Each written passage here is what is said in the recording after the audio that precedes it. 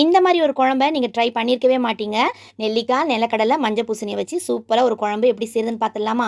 கடாயில நான் நல்லெண்ணெய் தான் ஊத்தியிருக்கேன். இதுல எல்லாமே நம்ம வந்து 2, 2 ஸ்பூன் சேர்த்துக்கணும். கடலைப்பருப்பு, நிலக்கடலை, உளுத்தம்பருப்பு, சீரகம், மிளகு, இது கூடவே சோம்பு 1 ஸ்பூன் சேர்த்துக்கணும். இப்போ இது எல்லாத்தையுமே நல்லா வறுத்துக்கலாம். இப்போ இது கூட சின்ன வெங்காயம், பூண்டு, பெரிய வெங்காயம் கொஞ்சமா, இது எல்லாத்தையும் சேர்த்து நல்லா வதக்கிக்கிறேன். இப்போ இது கூட கல்லுப்பு 1 ஸ்பூன் சேர்த்துட்டு நல்லா வதக்கிக்கணும். இப்போ இதில் அந்த ஒரு நெல்லிக்காவை கொட்டையை எடுத்துட்டு கட் பண்ணி போட்டுக்குங்க. இப்போ 4 ஸ்பூன் தனியாத்தூள், 3 ஸ்பூன் மிளகாய்த்தூள், 1 ஸ்பூன் மஞ்சத்தூள் போட்டு லைட்டாக ஒரு வறுத்துட்டு நல்லா ஆற விட்டுட்டு மிக்ஸி ஜாரில் போட்டுக்கலாம்.